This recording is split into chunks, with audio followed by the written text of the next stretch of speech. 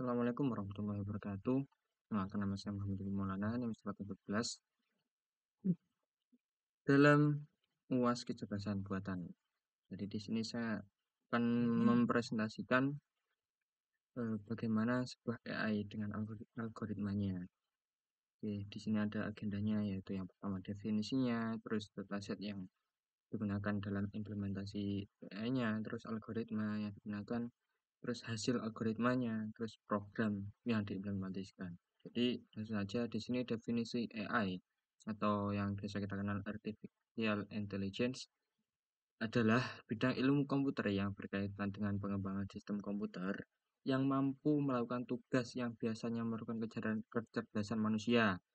Tujuan utamanya membuat mesin yang dapat belajar, merencanakan, memecahkan masalah, dan beradaptasi dengan lingkungannya. Jadi AI ini mampu belajar layaknya manusia karena sudah diinputkan bagaimana kita mendapatkan data-data yang biasa kita gunakan dalam kehidupan gitu. Terus selanjutnya dataset yang kita gunakan di sini berdefinisinya itu kumpulan data yang digunakan untuk melatih dan menguji model AI.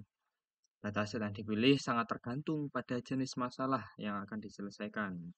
Contoh dataset meliputi MNIST untuk pengenalan digit, CIFAR 10 untuk pengenalan objek, atau dataset medis untuk diagnosis. Terus selanjutnya, algoritma yang digunakan yang pertama machine learning.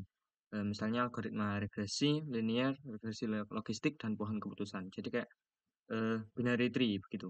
Terus deep learning, misalnya jaringan saraf tiruan atau neural networks menggunakan arsitektur seperti convolutional neural networks atau yang biasa kita kenal yaitu CNN untuk pengolahan citra atau recurrent neural networks untuk data berurutan. Cara kerja CNN-nya yaitu digunakan untuk tugas pengolahan citra. Ini terdiri dari lapisan konvolusi yang dapat mengekstraksi fitur dari gambar.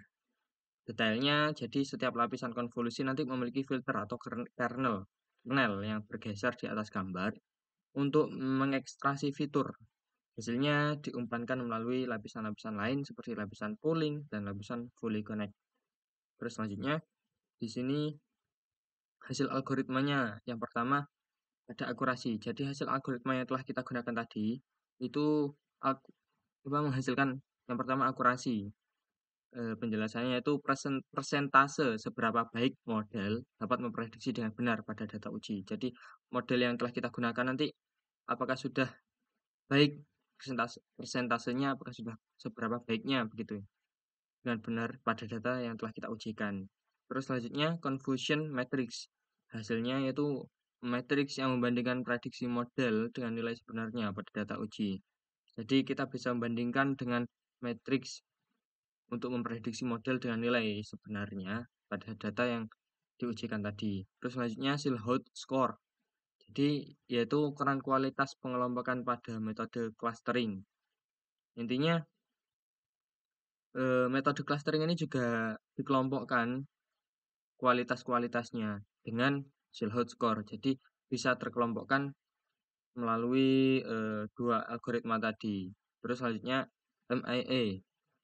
Ini mean absolute error. Jadi rata dari selisih absolut antara prediksi dan nilai sebenarnya. Jadi bisa kita dapatkan rata-rata dari selisih absolut antara prediksi dan nilai sebenarnya yang telah kita gunakan dari dua algoritma tadi. Bisa menghasilkan seperti itu. Terus selanjutnya program yang diimplementasikan yaitu dapat menggunakan bahasa pemrograman seperti Python dengan library seperti TensorFlow atau PyTorch untuk deep learning atau scikit-learn untuk machine learning. Terus selanjutnya implementasi program harus mencakup bahan pembagian dataset, pelatihan model, evaluasi model, dan pengujian dengan data baru.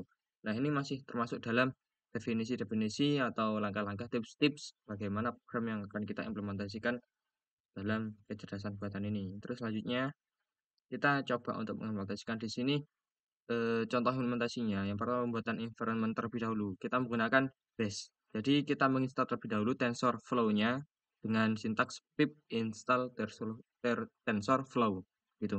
Terus selanjutnya pengumpulan dan pemahaman data. Ini agar AI-nya dapat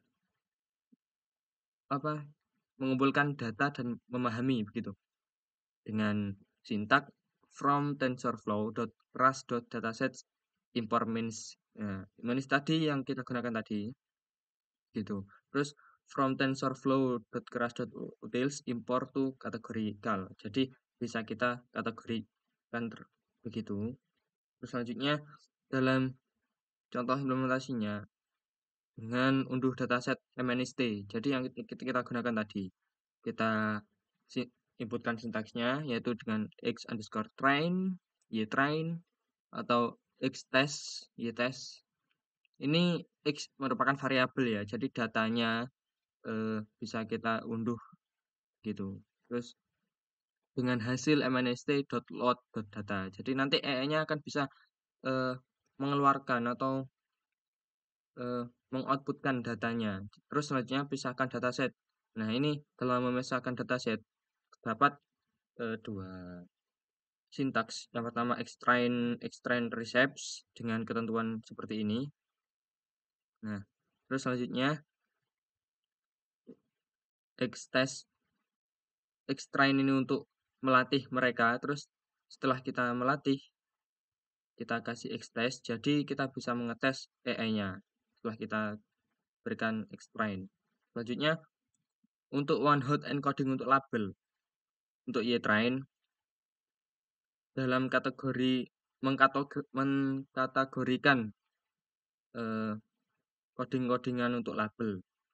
Jadi di sini kita berikan variabel yang y, yang x tadi kan untuk memisahkannya, yang y variabel ini sebenarnya x dan y ini terserah teman-teman mau ngasih apa. Ini tergantung dari variabelnya aja, datanya aja. Y-train to categorical, Y-train, Y-test to categorical, Y-test gitu. Selanjutnya contoh implementasi pembuatan model CNN dengan sintak from TensorFlow.class.models import sequential. Terus selanjutnya ada dua di sini dalam pembuatan model CNN-nya. Tensor.class layers import conv 2D dan max pooling 2D flatten dan dense. Lalu kita juga tidak hanya membuat, namun kita harus mendefinisikan modelnya. Yang pertama model ini sama dengan sequential. Terus ini kita kasih kurung karena kita nantinya akan kita beri value begitu. Jadi setelah kita kasih model, nanti model dot add. Nah, ini di dalam sini nanti value-nya. Kita bisa kasih ini. Jadi terserah teman-teman mau mendefinisikan seperti apa. Yang penting sintaksnya seperti ini. Ini ada shape, terus ada ukuran-ukuran, ada warna. Terus selanjutnya untuk compile model ini eh, tetap dengan variabel model tadi kita dotkan dengan compile untuk optimizer.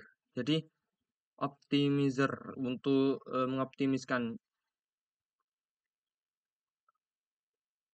seperti variabel Adam ini. Nah, untuk yang loss ini yang salah misalkan ya. Jadi kategorinya adalah corrosion trophy. Serah aja dari teman-teman sebenarnya. Yang penting sintaksnya seperti ini. Terus setelah kita mendefinisikan dan semuanya selesai, kita tentunya harus melatih model terlebih dahulu. Jadi kita melatih modelnya dengan sintaks seperti ini, model fit extrain y-train yang telah kita inputkan tadi. Terus kita kasih ukurannya juga, kita kasih validasi datanya. Selanjutnya setelah kita tes, kita perlu evaluasi modelnya. Setelah dievaluasi, eh, pada evaluasi ini sintaksnya seperti ini teman-teman. Kita print terlebih dahulu hasil evaluasinya. Terus setelah semuanya selesai, nah ini untuk memulai eh, semua yang telah kita kodikan tadi dengan sintaks seperti ini.